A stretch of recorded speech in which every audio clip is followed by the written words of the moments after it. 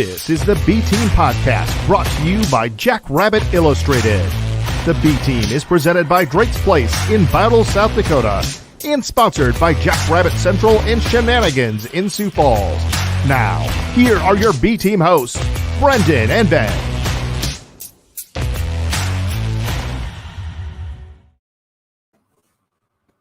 Ladies and gentlemen, welcome back into the B-Team Podcast.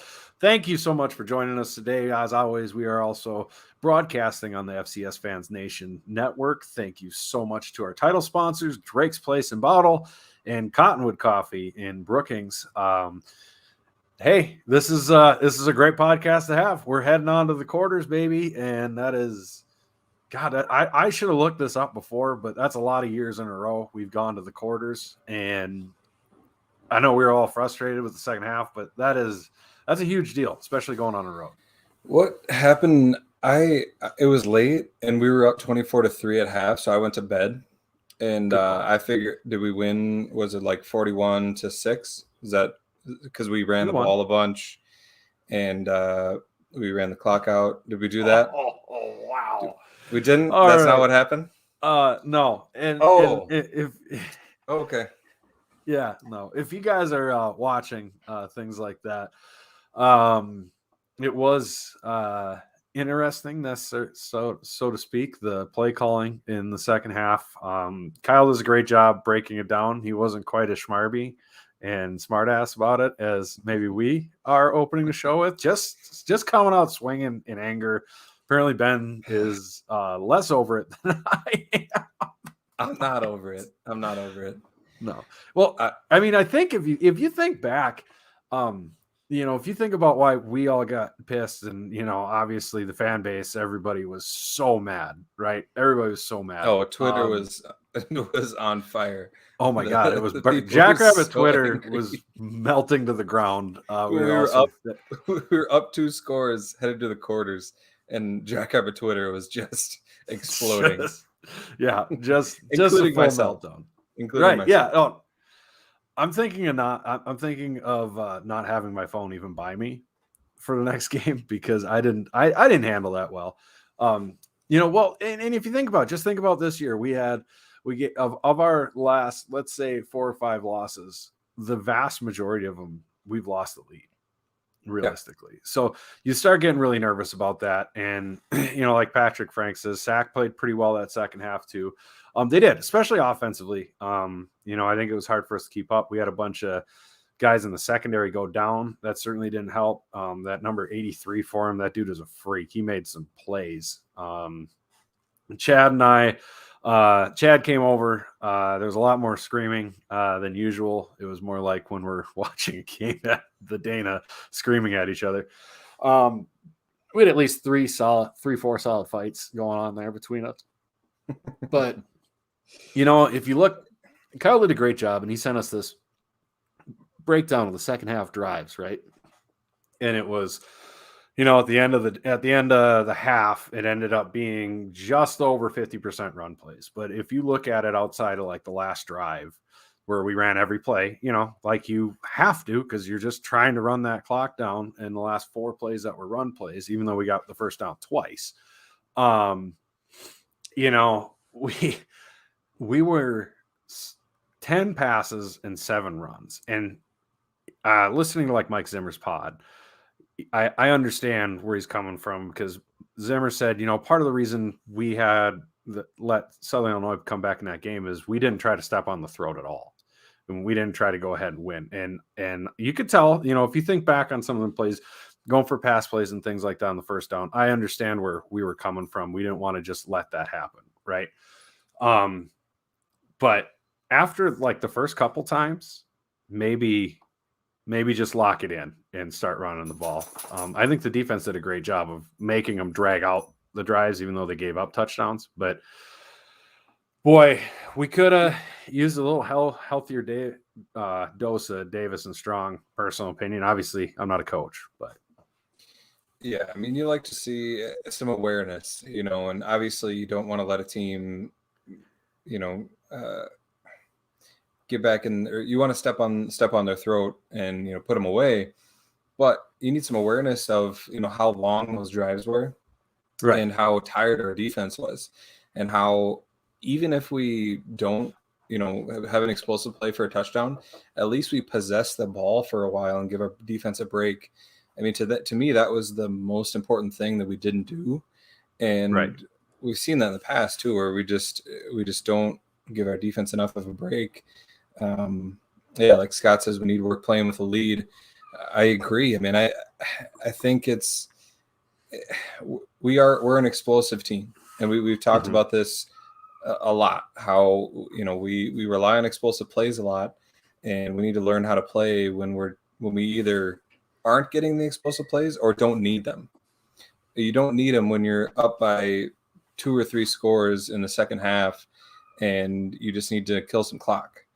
Right. So hopefully we learn our lesson there. I mean, at the end of the day, we won the game, but it was really frustrating for a while there.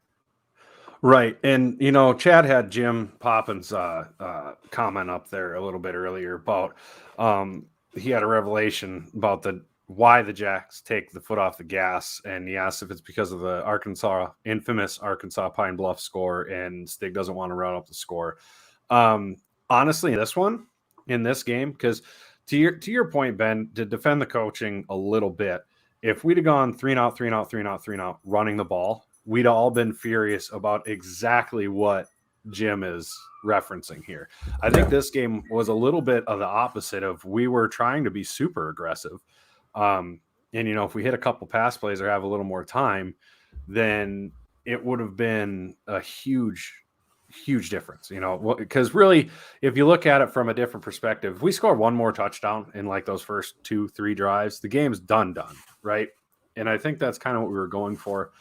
And personally, I have a problem necessarily calling the pass plays, but when you do it on first down like that, with the type of team that we are, like the team that can ground and pound you and hammer it, and then you're in 2nd and 10, and it completely takes everything off schedule when we're best when we're on schedule. I mean, that's when we gash a 15-20 yard run on 2nd down because it's 2nd and 5 or 2nd and 6, or you get into that 3rd and 4, and then you have options. And I think that really kind of took away from it. That was a big deal. I don't think Arkansas Pine Bluff had anything to do with that one per se, just because we were trying. They were trying to go for the throat there, and I can't knock us for that. I do agree maybe that mentally the team got a little bit in of not necessarily like they stopped playing hard or anything like that, but I think they got a little comfortable, and Sac State's no joke.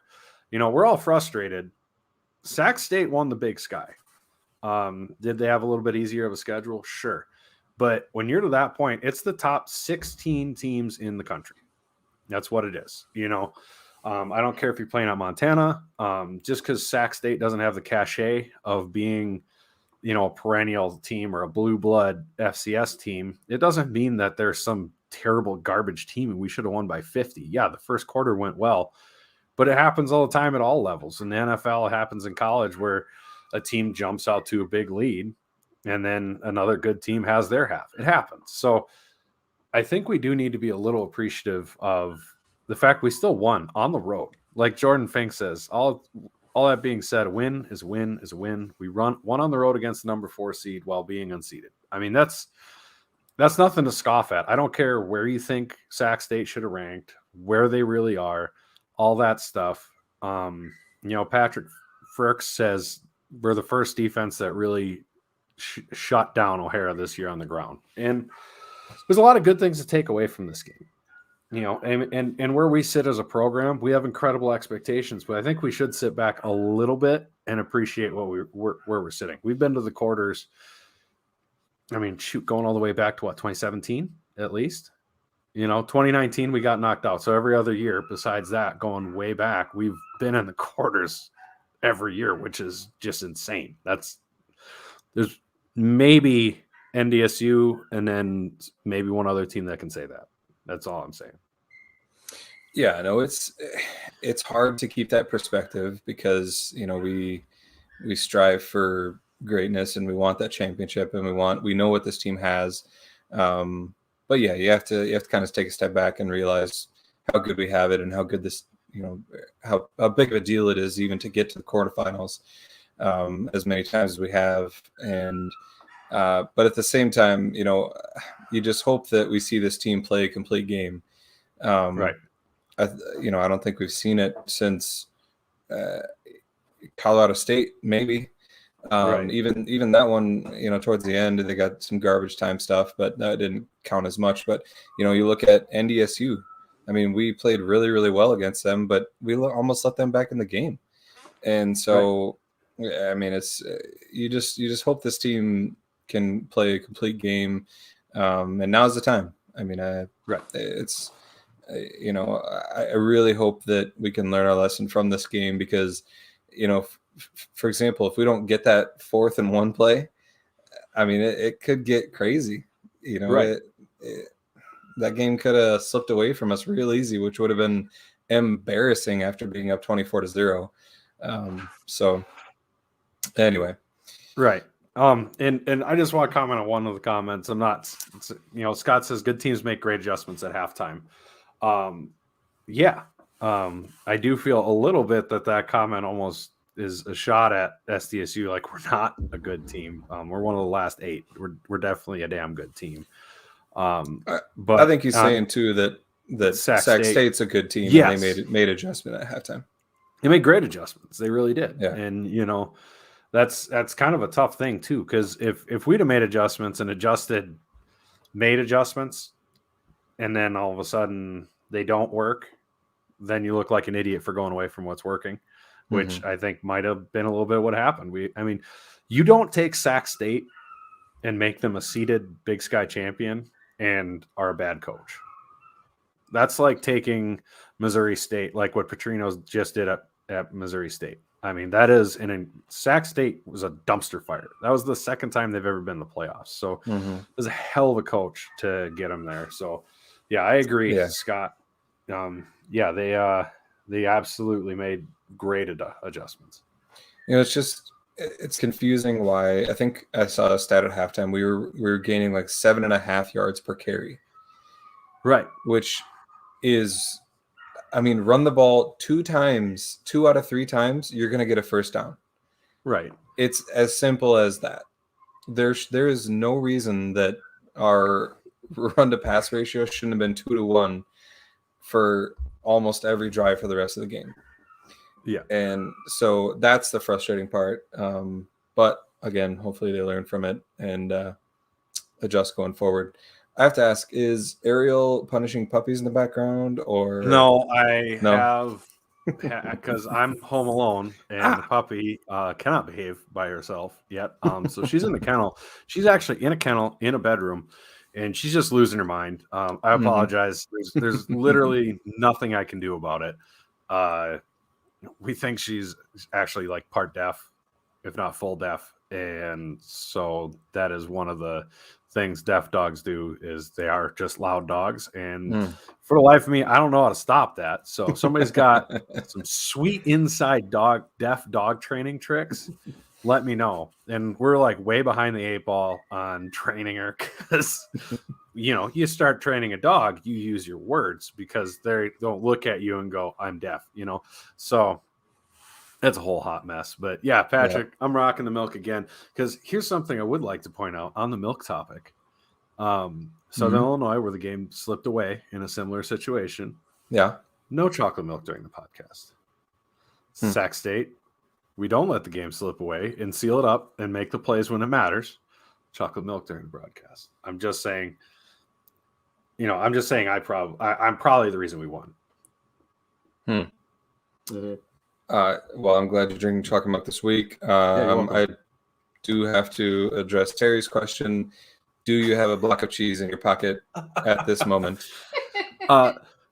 No, Rachel, I can hear you laughing back there. No, I am. I don't. I just freshly shredded it, actually, by the way. Good. Freshly shredded cheese, way better than the stuff in the bag. Just, it's important to know. Well, look at the Rev coming in with 100% better. Like, so much better. The Rev it's not even close. No, they got wax on the other stuff. Yeah. Rev's got a suggestion for you there. Oh, well, yeah. Well, that's not up to me. That's up to Chad. Brendan's home alone because Ariel doesn't want to smell his milk chocolate farts. I'm not the one who gets gassy when I drink milk. I don't, for the life of me, understand. Does everyone have like stomach issues when they have dairy? Am I like the only person on this planet who doesn't have issues with my stomach? Apparently, you're more Norwegian than everybody else around here because that's where the dairy started. So, oh well, I'm not. Is Norway the Dutch? No, but that's no. Okay, kind of in the then same no. area. I'm not Norwegian at all. Then not even like a little bit. But no, I always have people go, "Oh, you're eating so much cheese, you're gonna get blocked up or whatever. Good luck tomorrow." And it's like, but you got red in your beard, so that's some Norse heritage way back when. I guess redheads are actually all from Norway. Yeah, Vikings are Norway. So. See, you're the first person to ever even slightly infer I'm a redhead. Well, here you are. Yar. Yar. Here you are. Yar. Okay, it's a pirate broadcast now, matey. Yar, yar, yar. All right. Any more thoughts on Sac State? No. I'm fresh out. I do have thoughts. They're not good ones. Yeah. You want to hear bad thoughts? No, I don't. Okay. Yeah, let's hope. I'm willing to do that for you. I would do that for you. I'm just saying. Let's just hope we trust the two backs in the FCS to carry us through a game or two here. Because I think, and I feel like we were headed that way early in this game, where we were handing the ball a bunch, and Seth, way to reel it back in there. Yeah, somebody has to. Well, Ben's not letting go of his anger about this game. No, I'm not. I need to discuss it more. Are we going to discuss just your rage about this game for the next 43? Well, next 57 minutes, or I would just for once like our game plan to be focused around the two best backs in the FCS, like every other team in the nation would do if they had the two best backs in the FCS. So let's not pull a UNI and waste generational running back talent and let it slip out of our fingers because we're too worried about passing the ball. Right. I agree, but you do. We have so many weapons, and we have so many weapons. I'll bet it's going to be easier to use them after we loosen them up with some runs.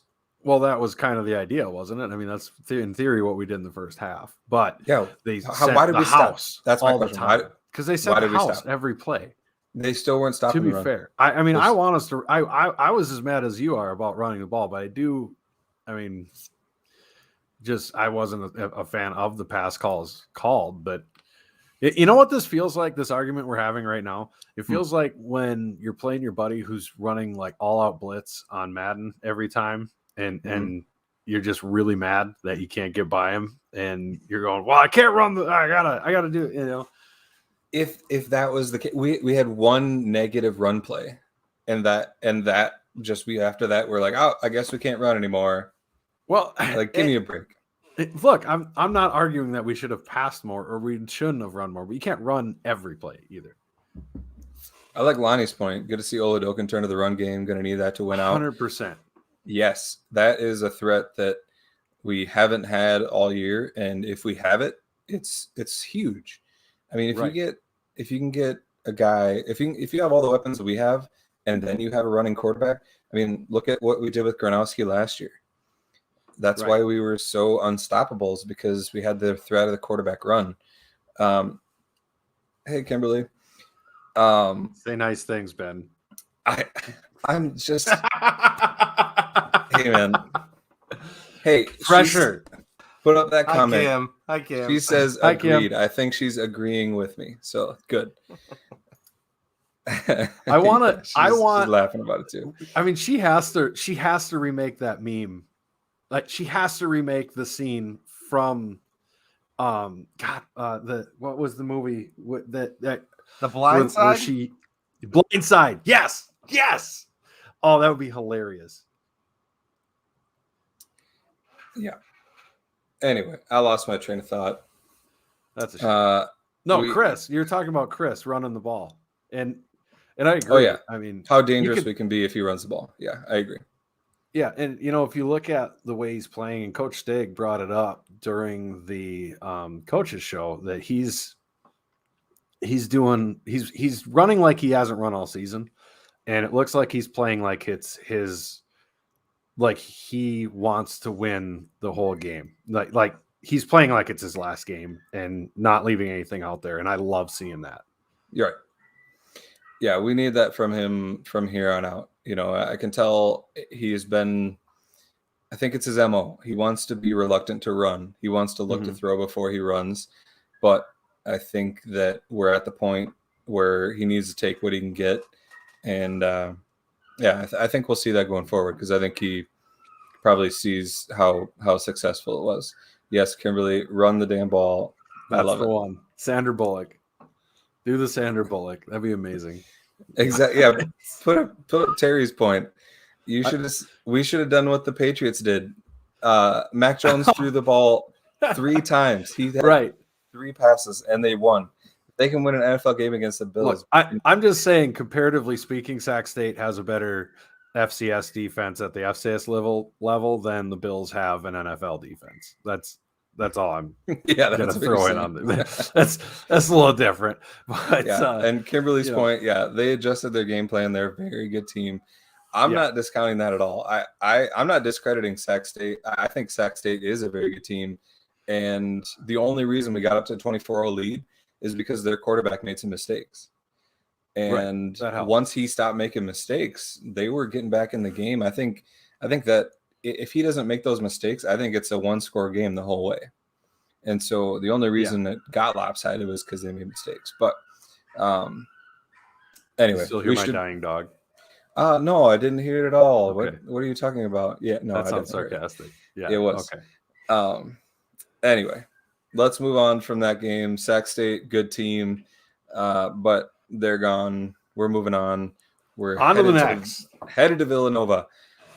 And unfortunately, it's another fairly long road trip, and it sounds like on finals week, so that's not fun. Mm-hmm. Right. So, I mean, shout out to the student athletes. That's got to be tough on them.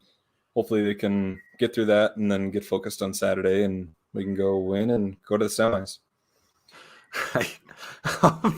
Oh my God, Dustin's comment. That and Chad just threw up the highlight of Kraft making just an insane that catch. Play was awesome. Look at his left hand is backwards. Right. He was still able to corral the ball. That was something else. That's impressive. That was incredible. Dustin says it looks like I have Bobby Hawk back there complaining about how the spring season didn't matter, which is pretty funny. Like you said, on to Nova. I'm getting you. I don't know if everybody remembers the Villanova game when they came here in the playoffs, and God, I'm getting vibes that it's going to be a game like that. I mean, their defense is tough as nails. It's a weird defense. We don't play very often. They're really strong against the run. I remember a lot of people thinking going into that game, because I think they had either struggled or whatever, and a lot of people, not SDSU people necessarily, but just nationwide, were calling for us to just absolutely steamroll them. And that did not happen. That did not happen at all. That was a bare knuckle fight the whole game, and a single score game. And now that it's out in Villanova, I mean, personally, I'm a little nervous, and we got a little banged up against Sac State. And I mean, I'm certainly not going to guarantee a win, but it's the quarters. You never should, unless you get to play ETSU at home, then maybe you should. But otherwise, man, this is going to be a tough one. Them boys out east, they can play, and we better be ready for a brawl. Yeah, it'll be a knockdown, drag-out fight. We'll get to the lines in a little bit, but the total was I can't remember what the total was. It was higher than I thought it was going to be. Right. I think it was almost under 50 or something like that. And I just don't see that many points. Dustin says 24-17 type of game. I agree. I think 41 points around there is about right. Yeah, low score type game. So it might be a nail biter, but hopefully we're kind of in control the whole way through. Let's recap the rest of the games before we get too deep into our thoughts on the Nova game. It was really fun weekend. There was. I don't know if anybody else was locked in like I was to watching these playoff games. Had my buddy Jordan from Fargo down, which, he's an NDSU fan, but he survived. I had a JI flag up in his room accidentally. he was down here instead of at the NDSU game? Yeah. Yep. So gotcha. He that personal reasons as right now with the pandemic and everything going on, he doesn't go to those crowded games yet. But makes sense. Boy, there was a lot of fun games where the seeds all won besides Sac, but if those games aren't at home, there's some that dodge bullets. Oh yeah, I mean, you look at Chad's got the bracket up here, but that same Houston Incarnate Word game was highly entertaining. That was a high scoring affair. Sam Houston 149-42 and did not cover. Nope. And Incarnate Word had a chance to score right at the end and got down to the 1 yard line. He was reaching the ball for the goal line, couldn't get it there. And I think they'll probably go for 2 and have a chance to win the game on a 2-point conversion if they score the touchdown. So Sammy was on the ropes and in trouble. And man, that's a play call that I was going, what are you doing?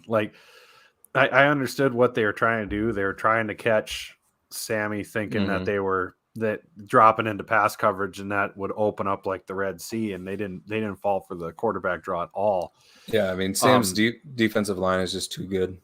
Right. And when you're going to win the game like that, going to and your whole last play hinges upon them falling for something like that, I don't think that's a great idea. If they would have, if I was them, I'd have rolled them out and given them a 2-way go. But obviously I'm not a coach, never will be.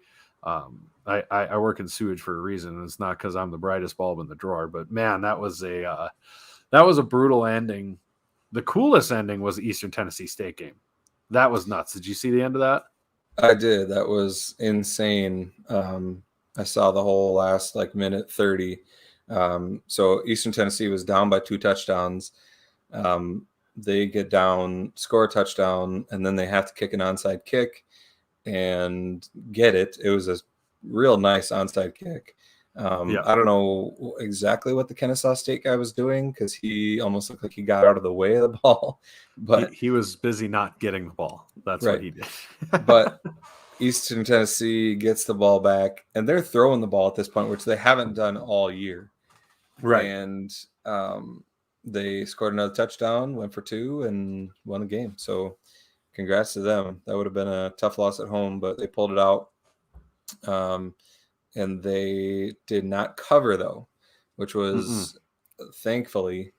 I only went 2 for 6 this week. I was going to say, let's bring this up, Ben. You drug me so hard. Yeah, well, I went closer. I went 2 for 6. You went 4 for 4. Could have been worse if they went to overtime and Eastern Tennessee covered, but they didn't. The other games, Montana State beat UT Martin 26-7, covered their spread there. The NDSU whooped up on Southern Illinois, which was surprising. I thought Southern Illinois would put some people. I thought they would have put up a better fight. That was I mean, it happened exactly. Like I kind of thought it was going to happen if they started slow all year in these games and came back. And when you're up there in the playoffs, you can't get down by 2 touchdowns and then expect to come back. And they got absolutely beaten over the head. And that's exactly what happened. But Dustin Helton, who friend of the show, the Rev, He runs the Whack Network. No, he runs the Straight Outta Whack podcast. And he says if we get SDSU at Sam Houston Semi, we need to make this a Whack Rabbit Illustrated podcast. Maybe that'd be fun. He knows all about his favorite team, Sam Houston State. I'm kidding. I didn't mean that. That was unnecessarily cruel. It's all in fun. And Dustin's our free agent pickup from the spring anyways, free agent fan pickup. So I shouldn't be like that. It was nice of you to remember the name of his podcast, unlike the Believe guys. Or not Believe guys, Sean. Sean was straight up disrespectful. Yeah. If people haven't tuned into their podcast, Sean called us the Spittin' Jacks podcast. So Spittin' Jacks. So he's on our shit list. But don't worry, we know the name of their podcast and even Dustin's podcast when he's mad at us. But that's because we're good people. We're just better people than the Believe guys. We're not hacks like they are. We don't. I'm not calling Joe a hack, but I'm calling Sean a hack for that. That was bad. Yeah. He's a hack by association. True. Back to the games. James Madison whooped up on Southeastern Louisiana. Didn't cover this. Southeastern Louisiana did not cover the spread in that one. JMU won 59-20. I thought they'd at least put up a better fight, but their defense is just not good, and James Madison was able to shut him down fairly well. Terry says need to give Inker and Word credit. They gave Sam Houston all they wanted, no doubt. We did. Credit to them. That was impressive. And I did not see that coming. So before I pat myself on the back for seeing Southeastern Louisiana getting boat raced, I will comment I did not see that coming. But Southeastern Louisiana did what every Southland team that's been built like them has done for the last 5 years, and that's get their butts handed to them by James Madison in Bridgeforth. I mean, It happened to Briscoe twice, and he was arguably as good of a quarterback as Kelly. So, yeah, Patrick says he's impressed that Montana State didn't have more issues with all the QB drama going on. I guess for those that don't know, the starting quarterback left the program before their first midweek of their first playoff game. Sounds like he was getting benched or something, and he didn't like it, so they had to bring in a new quarterback. Lucky for Montana State, they kind of had a warm-up game, I'd call it, against UT Martin. And so we'll see how they do against Sam Houston. They have the defense to make some noise in that game, but we'll get to that in a bit here. The Montana-Eastern Washington game was interesting. It was fun up until halftime. And then Eastern Washington just decided to screw up on special teams a bunch of times and just kind of let that game get away from them. Because that could have been real entertaining down to the finish if they wouldn't have screwed up so many times. But no, I'm not. I'm out. Thanks, Jordan. No. From the top rope, Jordan Fink has been still all in on Eastern Washington. Oh, beauty. No, I'm not all in on them. I do wish they wouldn't have screwed up so many times because I feel like they would have won that game if they didn't have the special teams gaps. But anyway, whatever you got, whatever excuses you got to make for your Humpty Dumpty bracket that fell down and took a great fall, and now nobody can put the pieces back together again. Did you see Eric Berrier threw the ball 80 times in that game? Yes, I did. A warrior too. Like, he was hurt in that second half, and he kept coming out slinging the ball. I mean, I felt bad for him. You could see he was just like, and that's the thing. Like, you could tell he's like, okay, I'm done. Just get me out of here. But a lesser dude would have just like mailed it in. He was still out there balling. So good for him. Yeah, he battled to the end. The weird thing about that game, to show people, if you didn't watch, how bad Eastern Washington was on special teams. The total yardage, like, Eastern Washington had somewhere around 500 yards total offense. Montana had somewhere around like 350 or some yards of total offense. But then if you add special teams to the equation, Montana had almost 500 yards offense if you include that in there. I mean, the amount of yards in average field position they gave up was insane. I don't know if Montana started behind their own 40-yard line the whole game. That was insane. I've never seen special teams that bad. Yeah, that was impressive. The next game, let's see, we went over Sam Houston, went over Montana State. Villanova didn't exactly impress in their win over Holy Cross. Yep. They won 21-16. I mean, they were in control pretty much the whole game, but man, if you watch that game, it was like this team, and granted their quarterback didn't play well, but man, Holy Cross is able to give them some fits, and it's well. Here's my take on it? thing. I think Holy Cross is a little better than maybe they get credit for because they had a bad loss to Merrimack. But on the same token, we remember playing Holy Cross here last year in the playoffs, and that was a game until like the third quarter. We finally burst that open. Like that wasn't they weren't any slouches. And that game, looking back now, because when you looked at it initially, it's like Villanova's not that great. But if you look back on it, they were up 14-0, I think, if I remember, at half. And then they let Holy Cross back in it, and all of a sudden it was a game. I don't know if that reminds anybody of anything that just happened. Hypothetically, maybe we know how that goes. It's real weird. I have noisy cats. And but so I don't necessarily take that. I certainly don't think we should take that as that Villanova's not all that great. But yeah, they and like Dustin says, they did beat UConn. UConn sucks, but so does Colorado State. Colorado State doesn't suck quite like UConn. Colorado State sucks like the Minnesota Vikings, and UConn sucks like the Jets. But I do agree they both suck. I got my Vikings dig in there. That's great. How are the Lions, by the way? You know what? UConn sucks like the Lions. That's what it is. Yeah, that's fun. Just kicking a guy while he's down. I'm not a nice person.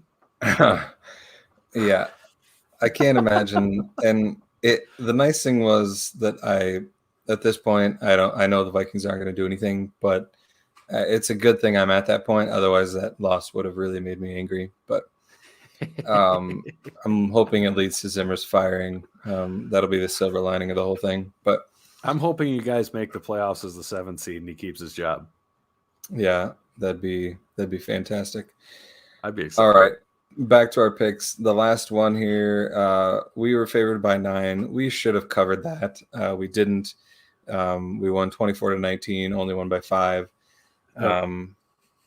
So that is the recap. Brennan went 4-4. I went 2-6. Not great. He gained 2 picks back, but he's still, I think, 2 picks back overall. So to be fair, the only one of us who had picks as bad as that Vikings loss this season so far has been me when I went 0-9. Also true. Also true. All right, so let's look at this week's the quarterfinal matchups. We're down to 8 teams. We got 4 games.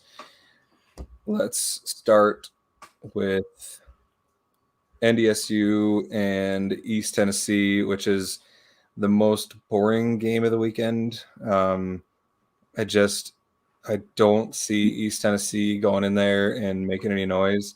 They're undersized. I mean, they don't have a prolific passing offense, which is you're going to need that to beat NDSU. Yeah, I don't see it happening. Well, yeah, I mean, certainly if you're an undersized running team that doesn't run the option, you need to be able to pass the ball to beat NDSU, especially up in Fargo. I think we're all very unfamiliar with what happens to the teams their first time in Fargo. I think the only one who really did anything of note has been Georgia Southern and Coastal Carolina, and they both still lost.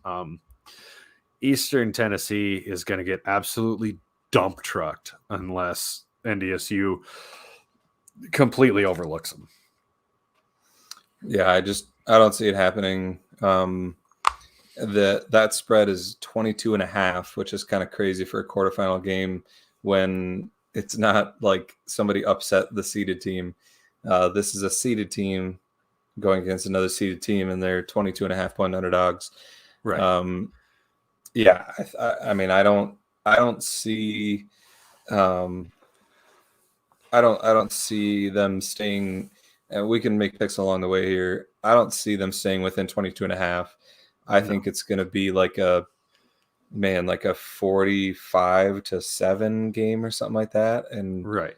I don't see them scoring more than 14 points, and I don't see NDSU scoring less than 40. Yeah. And ETSU does have their Vanderbilt win, which once you take that SEC patch off of that jersey, that's about on par with beating UConn, in my opinion. I don't know who I'd pick in a Vanderbilt UConn game, honestly. Probably would depend who's the home team. So I'm not as impressed with that as, say, Eastern Tennessee State fans are. And if you happen to be watching, I'm sure we'll have comments because they've been proud of themselves on Facebook a little bit from what I've seen. Enjoy it because it's coming to an end. Right. And you know what? That's exactly it. You can't knock them for being excited. First playoff win. They sold the stadium out for their playoff game, which that's cool. I don't think anybody else did. So that's awesome. But for me, if there was an over-under on rushing yards for this game, I would bet the over, and I don't care what the rushing yards are, unless it was like 500. If they're unfortunately, I think everybody knows by now, we would much rather see NDSU lose to Eastern Tennessee State because hilarious. But yeah, it would be. I mean, good. Oh, I would be the happiest little girl if that happened. Unfortunately, yeah, I'm gonna eat the points and take the homeless cows up there.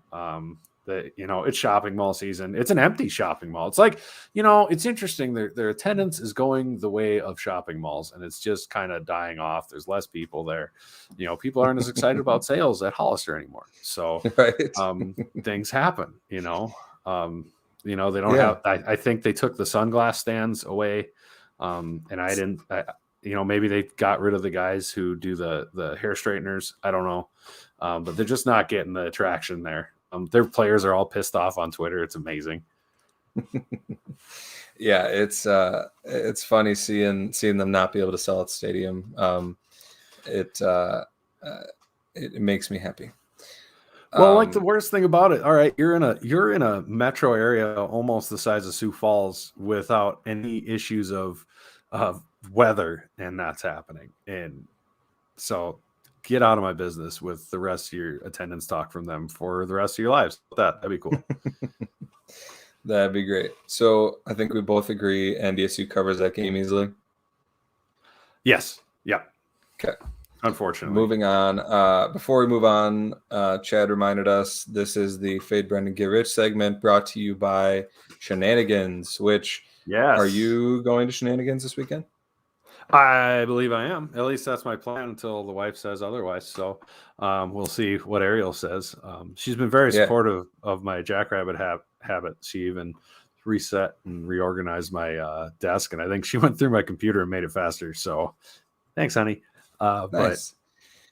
But I'm hoping so. But yeah, so Shenanigans is the place to be for Jacks fans for away games. There'll be a watch party there. So if you want a cool place to go hang out and watch the game with a bunch of other Jacks fans, go to Shenanigans. It's an awesome place to be anyway, but especially when there's a Jacks game on. Hey, you got the okay there. Ariel says, sure, why not? Let's go to Shenanigans. Perfect. Hey.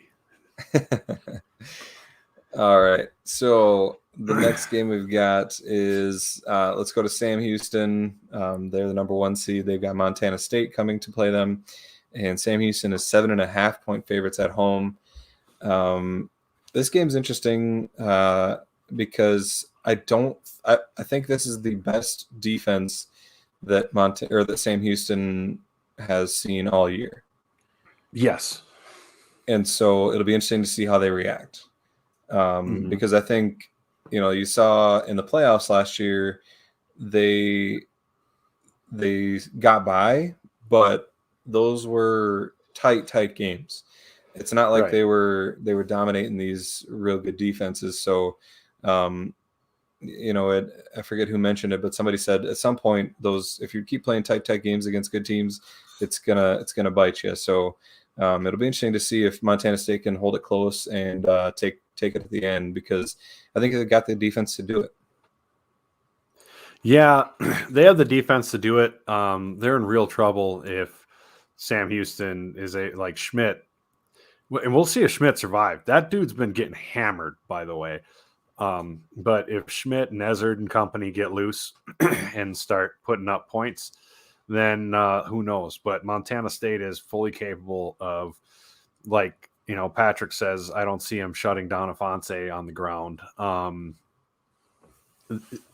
Because of that, and I kind of agree, Montana State's going to be able to shorten this game. And we've seen what happens in the past with high-flying Jacks teams against, like, that Youngstown State game a ways back with Goddard and Winnicky, where they just sat on the ball all game. So I do think it's going to be a tight game. What's the line for this one again? Sam Houston is favored by 7.5. I'm going to take the points on that because it's Sam Houston State in the playoffs. I think they'll probably win. This is what they did the whole last playoffs, is won barely. So, and barely beat them on a team that we didn't think they should have barely beat. And then they barely squeaked by NDSU, and then they barely squeaked by James Madison. So, I'm going to go ahead and take the points because I think they're back on that roll. You're taking Montana State to cover then? Yeah. Gotcha. Yeah, I think I am too. I think Montana State holds us to within a score, and I think they have a chance to win it at the end. Yeah, it'll be interesting. Like Patrick says, they did it to Eastern earlier this year. They kept Eric Berry on the sideline, a more prolific offense than Sam Houston has, and they were able to shut him down. Their defense is no joke. So I think they have a real chance to win this game, even though they're 7.5-point underdogs. I could see them going down to Texas and winning, which I would love because I want to drive to Bozeman. I think it'd be a fun trip. And stylistically, it's such a better matchup for us against Montana State, who doesn't really throw the ball. For us, I'd rather play a team like that. We've seen what can happen when we play a team like that in the Homeless Cows. So I really would love that matchup over having to deal with Hazard and company with a little bit of a banged up secondary. Yep. Yeah, so that'll be one to watch. Hopefully we're celebrating a Jacks win and watching that one to see who we're going to play in the semis. Another real interesting game is on Friday night at 6 p.m. Central. Montana goes to James Madison. I can't wait to watch this game. I think it's going to be a lot of fun. James Madison, I'm kind of surprised they're favored by 8 in this one. Now, I've seen a lot of people say, oh, James Madison's passing offense is back. Okay, you got 59 against Southeastern Louisiana. Let's slowly roll a little bit. They didn't. We knew they didn't have a defense. So, and their passing offense isn't back. He was like 55% passing, and the only reason it looked good was because each pass went for like 30 yards a pass, because Southeastern Louisiana's defense is terrible. So all they had to do was complete the ball, and then they went for 30 yards. Right. And so I think James Madison needs to slow their roll a little bit. They're a good team, but I think Montana can make a lot of noise in this game. I'm going to take Montana to cover the 8 points because I think they're getting better as the season goes on. They're playing really well right now with a lot of confidence. And I like the way they look. I'll take Montana.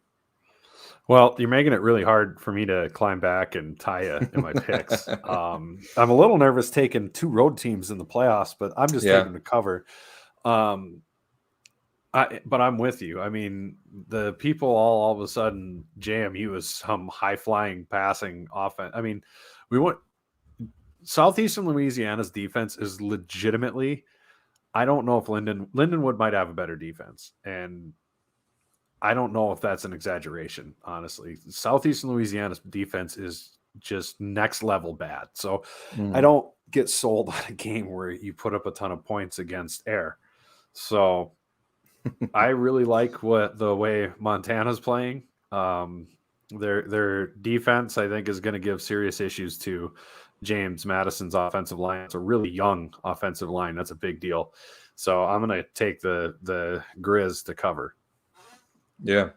That and two fan bases that totally deserve each other are Montana and North Dakota State. So I just want to see those two scream at each other for a week while I eat popcorn because, oh my God, that's going to be legendary. Going to be, yes. Don't you feel dirty taking the Grizz, though? Why? I don't know. I take NDSU. I'd way rather take Montana than NDSU, and I just did that. I mean, I feel dirty taking the homeless cows. I mean, I feel like I need a shower right now, but that would totally disrupt the live broadcast. So, which is interesting. I think it was Jim Poppin brought up a potential Dakota versus Montana semis, which would be kind of cool if Montana State upsets and we play them, and then Montana upsets and they play NDSU. Oh man, you know it'll be cool, but on the flip side, the amount of the Big Sky is better than the MVFC and the MVFC is better than the Big Sky will make me puke. That is my least favorite part of the playoffs. I hate it. I want every Missouri Valley football team to lose, and I want them to lose by 100 in the playoffs. I don't understand it. Maybe it's because I hate the SEC and how they do that, or I'm just exhausted from seeing people fight like that all the time. But it's just so stupid. I just think it's stupid. But beyond that, I mean, the concept would be kind of cool. And it'd be interesting because one Dakota would be traveling to Montana, and we'll just wave at Montana as they fly back to Fargo. Probably high five on the way out. We both want each other to win anyways, so. Look at Tammy be entertaining. Just are you not entertained? Just right? No, I think she was telling us to dance monkey about their fans. She's saying. I mean, let's see.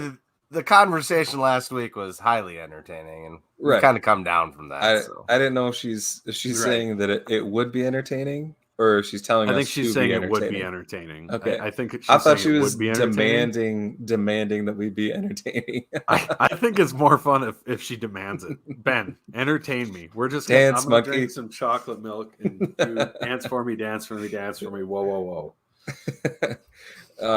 There we go. Yeah, she clarified. Yeah. All right, I appreciate that. Well, that's no fun. Now we can't demand that Ben dances. Put up in the light of his projector. Jim's comment: Jack's men's basketball tie with Idaho at the under 12 timeout. Which, how do you know that? Because I did have it up. I've got the stream up. Yeah, you had it up for 1 second, like you always do with comments. You're like rifling through. You're like, see this one? See this one? Did you guys see this? Did you see this comment? Anyway, speed read. Damn it! So I'm watching the stream here, and there's no score at the bottom. So he's probably close. See, Jim is half listening to us, and he's half listening to the basketball game. But he's got the radio stream on. I'm half watching the basketball game, so most of the time I'm not paying attention to you. See why we're not entertaining this game? We're only getting 50%. We're only getting 50% of Ben here for a quarterfinal matchup. I think hey, Matt, instead of docking my pay for Jack's basketball, man. Why do I always get my pay dinged, but you don't? And you're watching a basketball game while we do this. I don't know. What are you streaming it on? I couldn't find it on ESPN. It's down there on ESPN Plus. That sounds made up. CBS app. No. Well, I think he's got the score from the CBS app, but you two have very conflicting theories here. I don't. I can't tell Chris Hammond to get their act together with not having the score on the screen. That's just absolutely silly. Anyways, oh cool! Wow, he flipped his phone screen. Yeah, there isn't a score. That's crazy. Anyways, so welcome to our live stream and comments on the basketball game. Yeah, ESPN's going to shut down our podcast in a hurry. Yeah, no kidding. Oh, violating copyright laws. Is this on topic for the rest mouse of the podcast? Is gonna get you. Just curious. Back to football? Maybe? No, Chad, we had to Like, make sure Goofy, we had shut to, it down. we were looking like we weren't going to hit an hour, so we had to fill. It's what they call fill We in the don't hit an business. hour. If we didn't go over the hour, how are we even living? I mean, what games do we have left to pick? We picked all of them, right? Except for the important one. Except for the important one. I saw Kyle pretty much by himself went an hour and 15 minutes. So Well, I feel like that's a challenge at this point. He had a hero sports guy. Yes, That's true. Hey, I bet Chad still has to watch a Christmas movie tonight. Should we discuss the merits of which Christmas movie he should have to watch? What's on the docket tonight? We already watched our Christmas movie. It was Christmas Vacation. And good Lord, what do you get off at like 2 p.m? Well, 4, but I start early. You watched it before the pod? That was smart. Yes. He knows what our hijinks are now. So wise rabbit. I would be wisdom's right here. Everybody can see it. It's on film. That's wisdom there. I'd be in for this whole Christmas movie thing if it was just Christmas Vacation for 25 days straight. Oh my god! Because we watched Scrooge the night before. That's a good movie. Are you going to throw Die Hard in there? Are we going to talk football? Let's talk football. Why is he want to stay on track? I feel like people watch us to see us just go off the rails like some horrific train wreck. They're not here for the content unless it's awful. I do want to get done so I can watch the end of this Jacks game, and I bet other people do too. All right, allegedly. So we're gonna finish quick, and we're gonna look at the spread for the Villanova SDSU game. So we're going out to Philadelphia, and we are favored by 7. By 7. Once again, we're favored against a seeded team. I don't like it either. Dan says we're entertaining enough to keep him awake. He has a 2-month-old. I hope that's going well for you, Dan. Missed you at tailgate. Anyway, so we're favored by 7. Ariel's home. I do like, you mentioned how Montana State's a better matchup for us because they don't have a high-flying passing attack. Villanova's the same way. They don't have a high-flying passing attack. They are very run-heavy. They have a capable quarterback, but I think an inconsistent one. As you saw against Holy Cross, he didn't play well. I'm hoping he plays like that against us. If he plays like that against us, I bet we win by 20. Because he was not playing well, and we play well against the run. Aaron says one of you needs to dim your lights so we can barely see your face like the Believe guys. A guy gets a ring light, and now I got to turn it off. My wife goes out of her way to get turn probably it back because I'm on not again. wearing a baseball cap. Turn it back on again. Oh God, it's Vampire Chad. I don't think it's very bright. I think you need to adjust I don't either. Adjust your set, Aaron. Yeah, adjust your settings. You adjust to us. Right.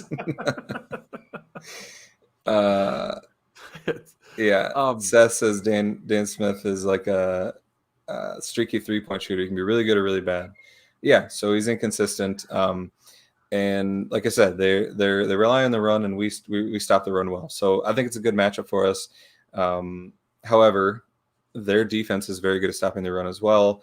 So we're going to need to pass the ball well. But the good thing is we don't really rely on the run. So right. Wow. I'm never letting go. Oh my God. Never letting go. Kim is gonna hunt you down, and it'll be hilarious. No, I do. Just from a matchup standpoint, I like this. I can't get the thought out of my head how tight that was last time, and we really struggled with the Kim says she might, but with the 3-3-5, that's a tough defense to just prepare for with 1 week when you don't face it very often. And with this sort of slug it out game, I got a feeling in this game, if we get a 10-point lead, it's going to feel like 40 points, if you get that sort of lead with these two defenses. I have a lot of faith in our defense to stop their offense. I just am cautious about how we're going to do offensively here. So on the road in Villanova after we just flew to Sacramento and just flew back. We haven't had a bye since week 3, which means we've played like 12, 13 games in a row, which don't get me started about how stupid having a bye week in the out of conference is. That's going to be a tough game, man. So honestly, I think we win, but I think it's going to be like 3 to 4 point sort of game, and it's going to have us screaming in the group chat again because that's what we do. So you're taking Nova and the 7 points? I will take the points. All right. Well, you got a chance to gain 1 back at least because I'm going to take SDSU. I think we win by 10 to 14. I think that we shut down their run game, make them pass the ball, and I think they struggle a little bit with that. And then I do think that they have a good run defense, but I think our running offense is better, and I think we'll be able to pass the ball on them some. So, I'll take us winning 10 to 14 and going on to the semis, either going to Texas or Montana. Right on. I'm for it. Maybe it's in Montana. We all carpool out. That sounds good to me. All right. Hell yeah. Let's do it. All right. We'll stop out at the set of Yellowstone on the way. There we go. Everybody, thank you so much for listening. Do us all a solid. Subscribe if you got a kid, like a young one that you throw on, some kids program for. Maybe throw us up there and play us for them. We'll get them on the right path. I would not recommend that. At all. No, but thanks everybody for listening. If you share it around, we appreciate it. But we'll see you next week. And as always, go big, go blue, go Jacks. Go Jacks. Go Jacks.